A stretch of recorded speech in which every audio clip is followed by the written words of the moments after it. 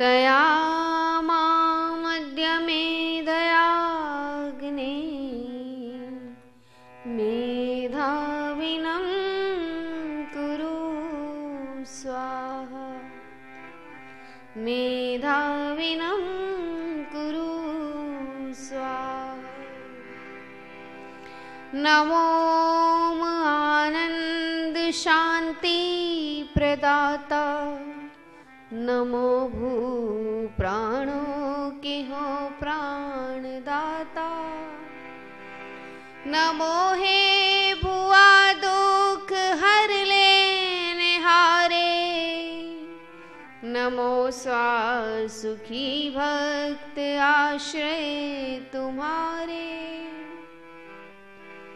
नमो हे महाब्रह्म आदित्य रूपम नमो हे जना सृष्टिकर्तानुपम नमो हे तपः दुख नाशक पिता हो नमो सत्य सर्वज्ञ सबके सखाओ प्रभु हम सभी अब शरण आपकी हैं हुई दूर बाधा जो भवताप की है हुई दूर बाधा जो भवताप की है।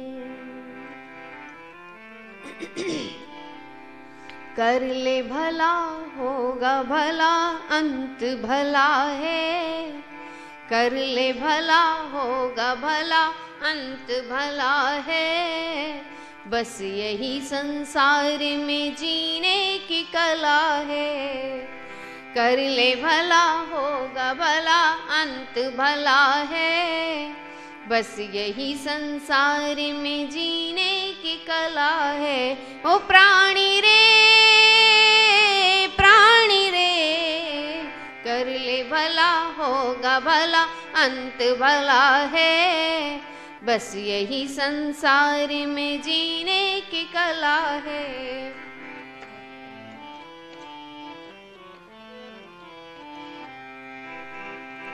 जिसने नेकी बदी का बिचारा राज समझा है जीवन का सारा हो जिसने नेकी बदी का बिचारा राज समझा है जीवन का सारा रंग भरी दुनिया से मुंह मोड़ लिया है रंग भरी दुनिया से मुंह मोड़ लिया है बस यही संसार में जीने की कला है कर ले भला होगा भला अंत भला है बस यही संसार में जीने की कला है।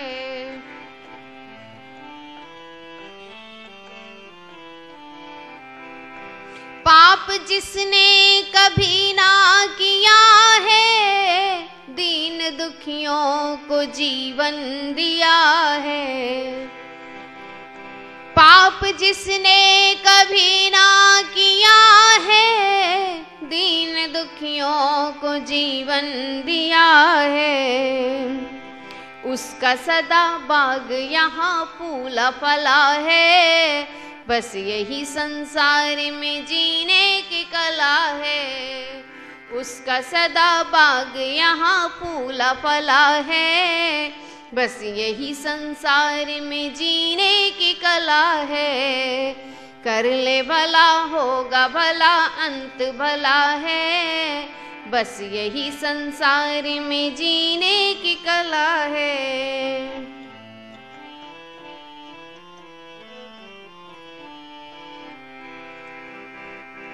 उस पिता की शरण में जो आता ईश भक्ति को दिल में बसाता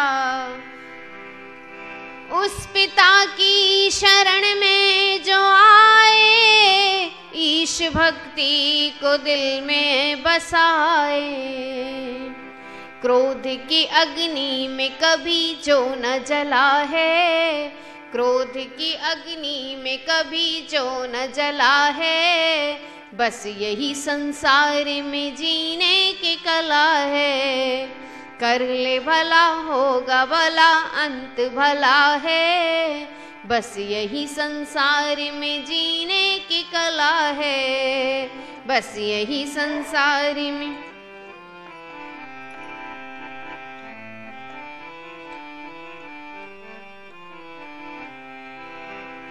शोक सिंधु से चाहो जो तरना, भूल कर भी बुरा कुछ न करना।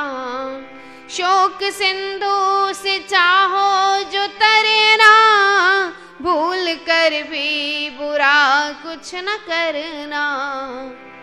मान ले बेमोल की अनमोल सलाह है, मान ले बेमोल की अनमोल सलाह है, बस यही संसार में जीने की कला है। कर ले भला होगा भला, अंत भला है, बस यही संसार में जीने की कला है। हो प्राणी रे, प्राणी रे, कर ले भला होगा भला, अंत भला है, बस यही संसार में जीने की कला है, जीने की कला है, जीने की कला है, जीने की कला है।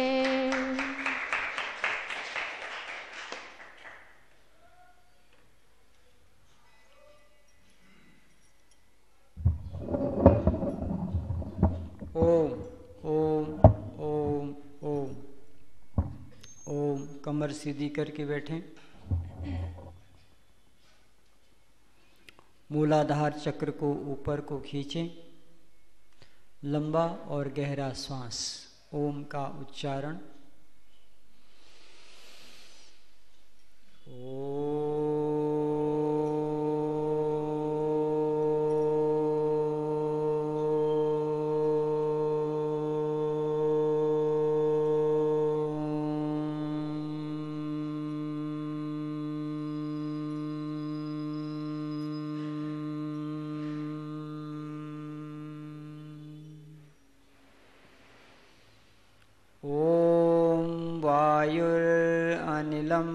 अमृतमतीदं भस्मान्तगुं शरीरम्।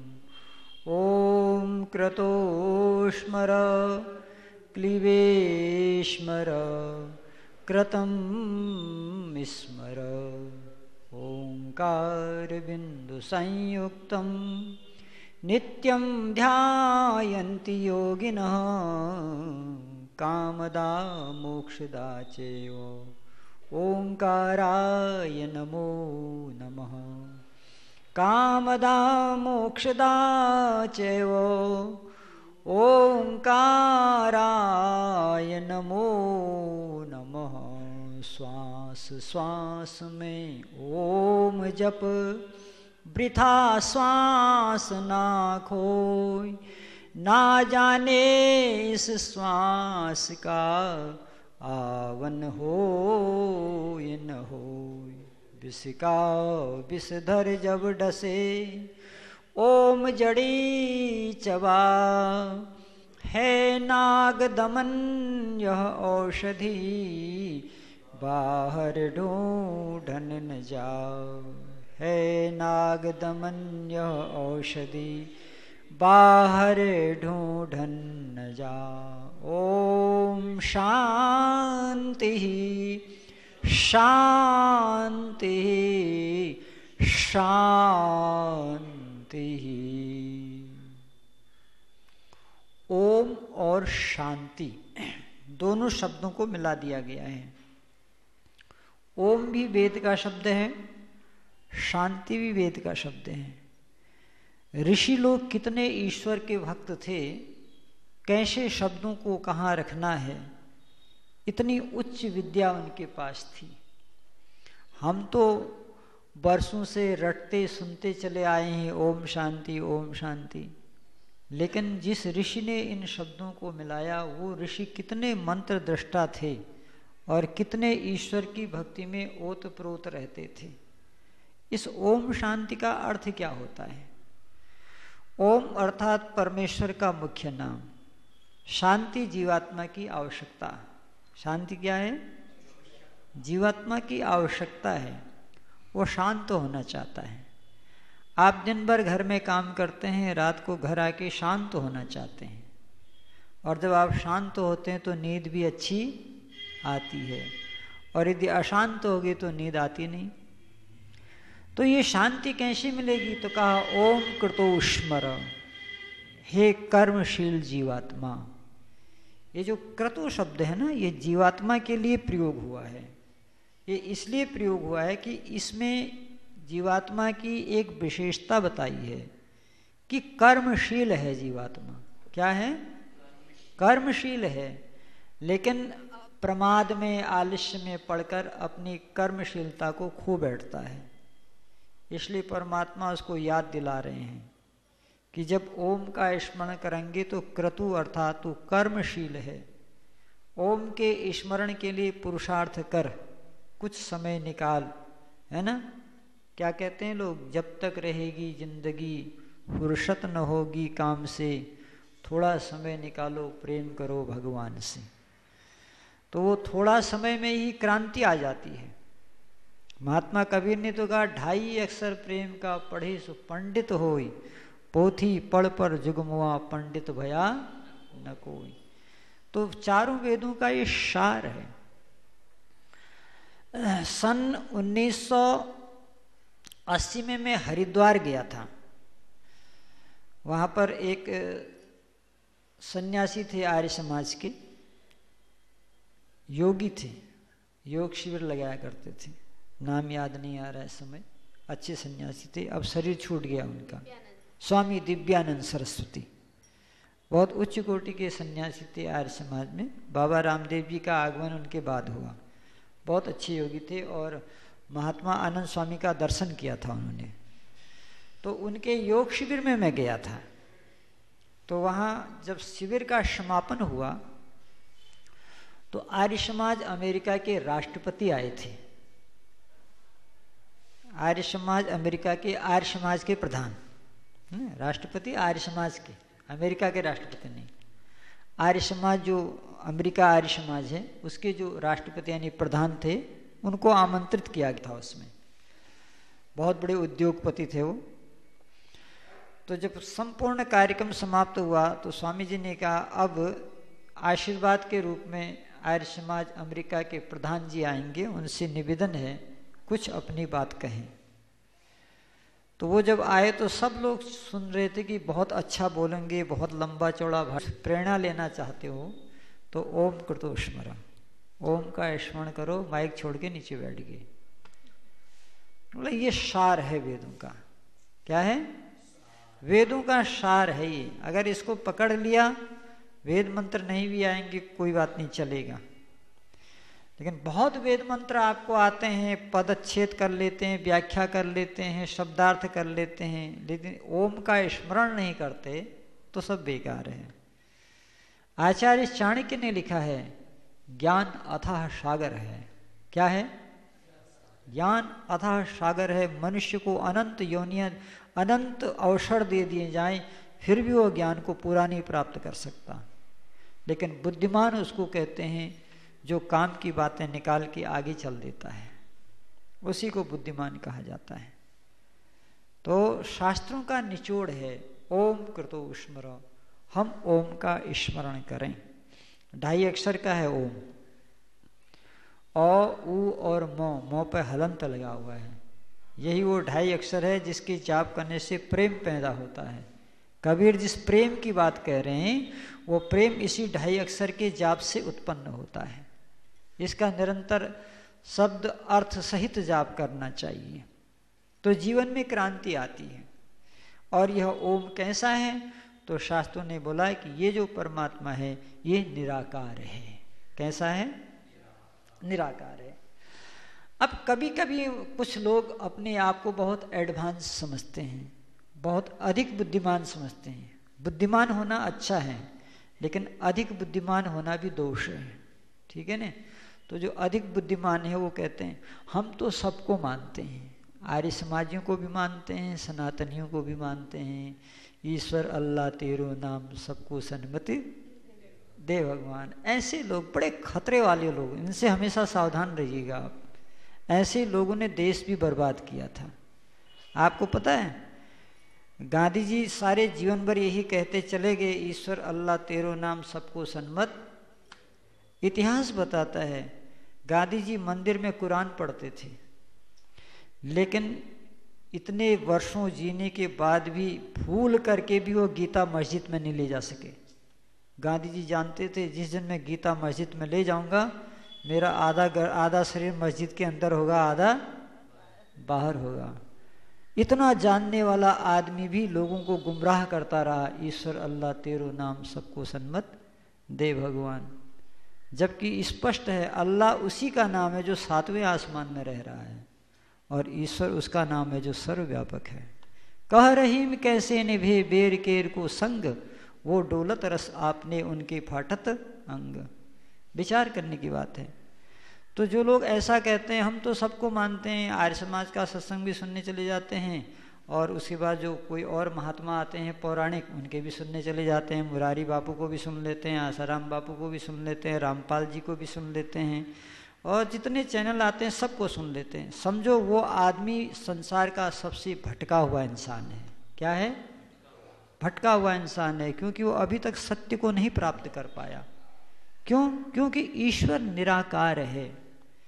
अब इसमें कंडीशन कोई लागू नहीं है, इसमें कोई ऐसा नहीं है कि कभी कभी साकार हो जाएगा। लेकिन अब जिज्ञासा है, एक व्यक्ति ने जिज्ञासा किया अगर ईश्वर को साकार मान लें तो कहते हैं ईश्वर को साकार मानने पर अनेक दोष आते हैं। एक दोष नहीं, अनेक दोष आते हैं, और कई असंख्य दोष आते हैं। क्योंकि ईश्वर अनंत है तो उसको साकार मानने पर अनंत दोष भी आ जाएंगे। लेकिन इतने दोषों की चर्चा करना भी संभव नहीं है।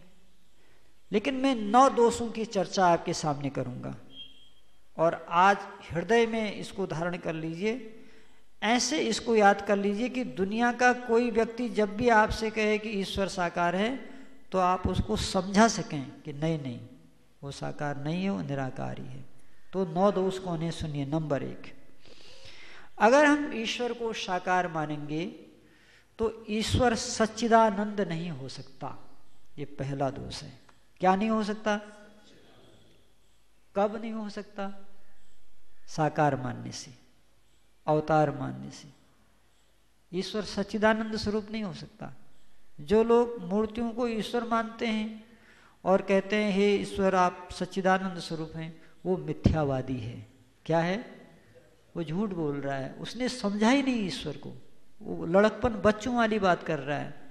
जैसे बच्चे के सामने, छोटे बच्चे के सामने एक असली साइकिल रखो, एक नकली रखो, तो नकली को ही पकड़ेगा वो, क्योंकि नकली छोटी होती है, चलाने में बढ़िया होती है, एक्सीडेंट नहीं होगा उससे, खेलने में मजा आएगा उसको।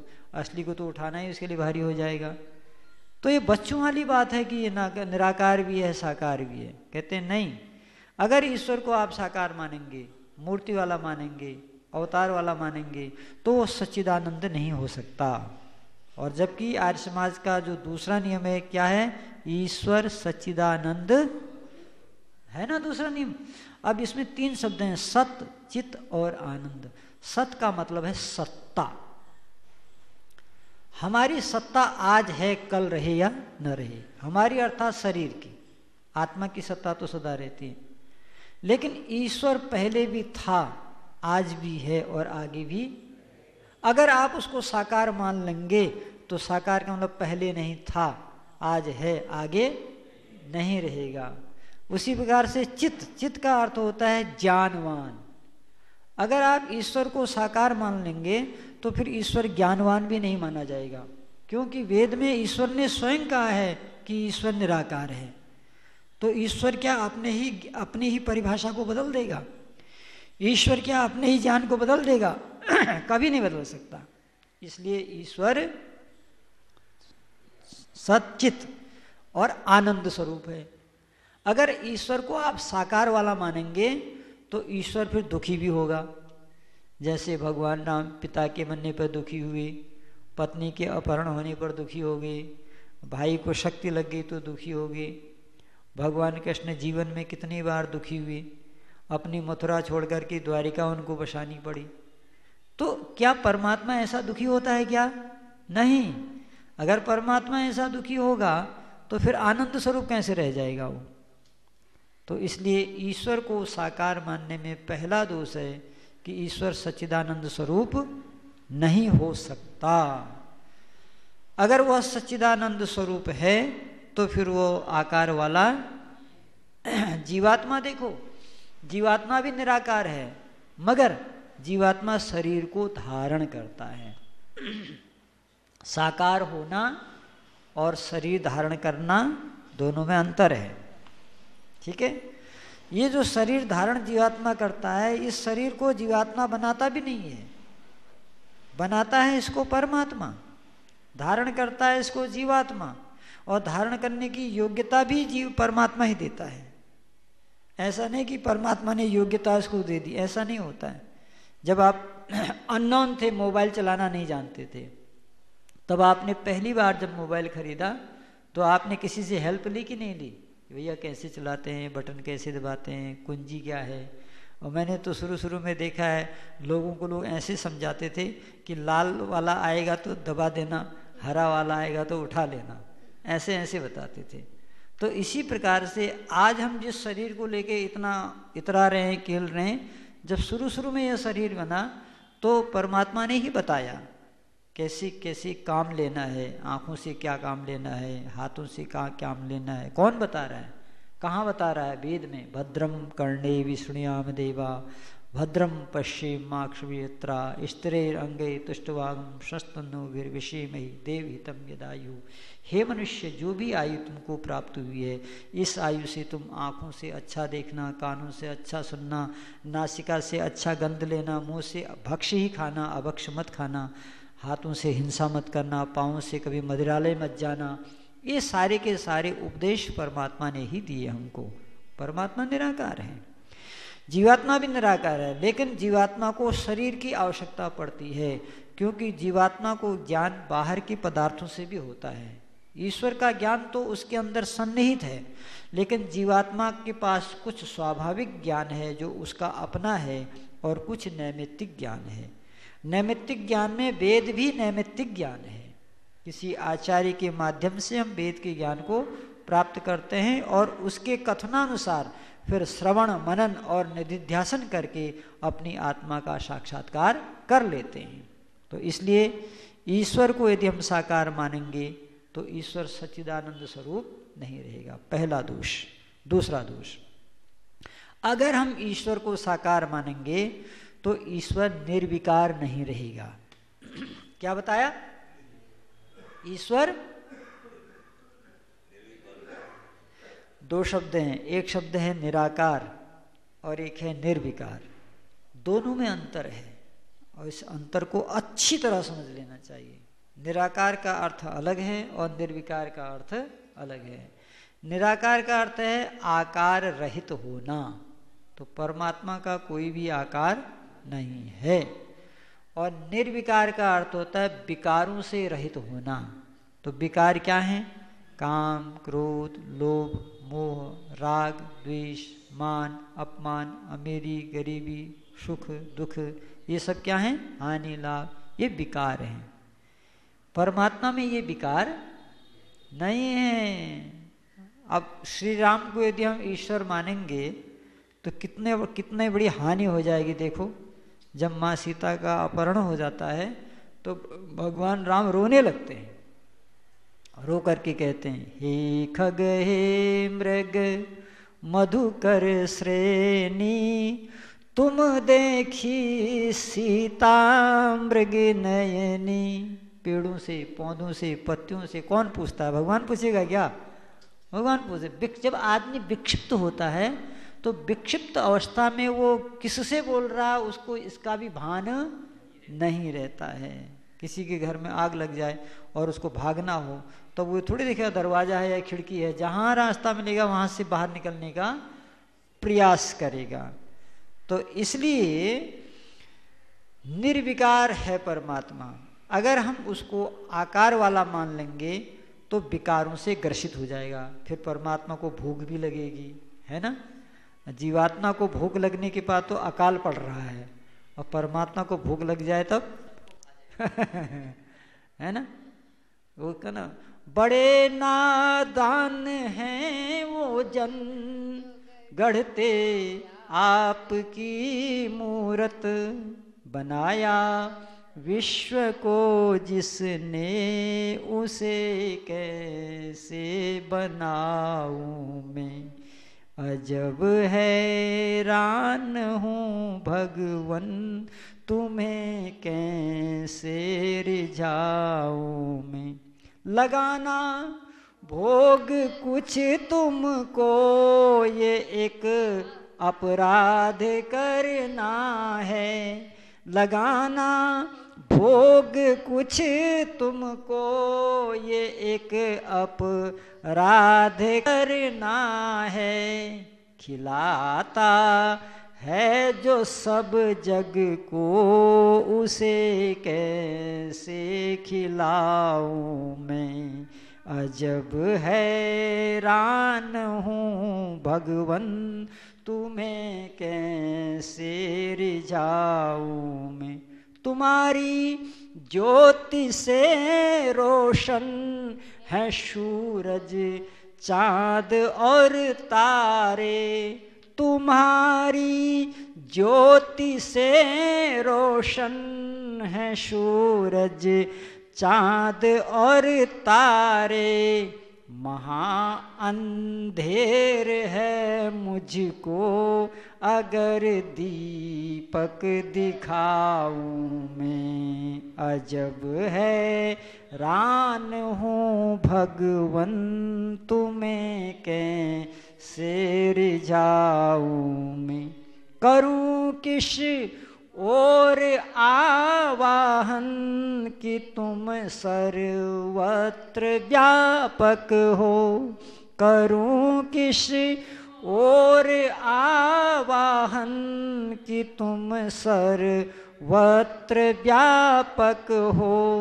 निरादर है बुलाने में, अगर घंटी बजाऊं मैं।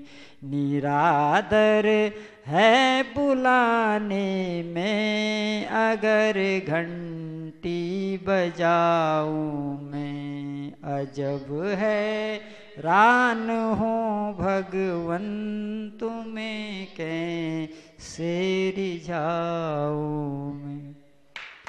तो ईश्वर के साकार होने में 9 प्रकार के दोष हैं। कितने दोष हैं? 2 दोषों की चर्चा मैंने किया। पहला दोष, ईश्वर सर्वव्यापक नहीं हो सकता। दूसरा दोष, ईश्वर निर्विकार नहीं हो सकता। अब बाकी जो 7 दोष हैं उनकी चर्चा कल करते हैं। बहुत बहुत धन्यवाद। ओम द्यौ शांति शान्तिः पृथिवी शान्तिरापः शान्तिरोषधयः शान्तिर्वनस्पतयः शान्तिर्विश्वे देवा शान्ति ब्रह्म शान्तिः सर्वगुं शान्ति शान्तिरेव शान्ति सामा शान्तिरेधि। ओम शांति शांति शांति। जो बोले सो भय।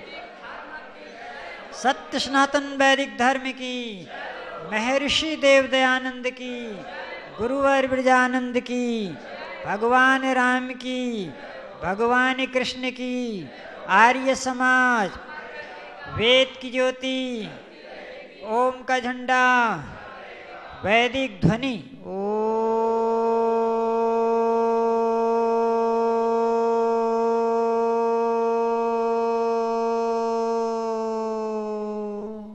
वैदिक अभिवादन सभी को, सादर नमस्ते, धन्यवाद। आज आगे महाराजाधिराज।